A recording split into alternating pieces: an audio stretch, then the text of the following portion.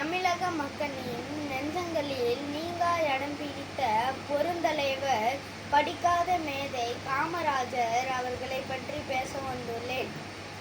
ஒரு நாட்டு வளர்ச்சியின் அந்த நாட்டு மக்களின் கல்வியில்தான் இருக்கிறது என்பதை ஆழமாக நம்பியவர் காமராஜர்.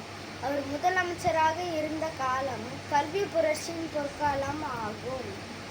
ஏழை எளிய வீட்டு பிள்ளைகளுக்கும் பள்ளி வர வேண்டும் என்பதற்காக அவர் கொண்டு வந்த மிக சிறந்த திட்டம்தான் மதிய உணவு திட்டம். பசியோடு இருக்கும் குழந்தைகள்லாம் படிக்க முடியாது என்பதை உணர்ந்து பசிப்பினி போக்கி கல்வி பசியை தூண்டி உன்னத தலைவர் அவர். காமராஜரின் இந்த திட்டம்தான் இந்தியாவில் பல மாநிலங்களில் மதிய உணவு திட்டமாக பயன்பற்றி வருகின்றன. அவர் பள்ளிகளை மட்டும் திறக்காமல் அணைகள் பல கட்டி விவசாயம் செழிக்க வழிவகை செய்தார்.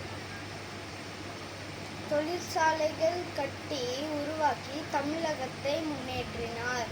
9 ஆண்டுகளாக முதலமைச்சராக இருந்தும் தனக்கென்று ஒரு சொத்தையும் வைக்காத சுயநலமற்ற நேர்மையான தலைவர் அவர். எளிமையின் இலக்கணமாக வாழ்ந்து காட்டியவர் அவர். அவரது வழியில் நாமும் கல்வி கற்று நம் நாட்டிற்கு பெருமை சேர்ப்போம் என்று உறுதி கூறி இந்த நல்வாய்ப்பிற்கு நன்றி கூறி விடை பெறுகிறேன். நன்றி.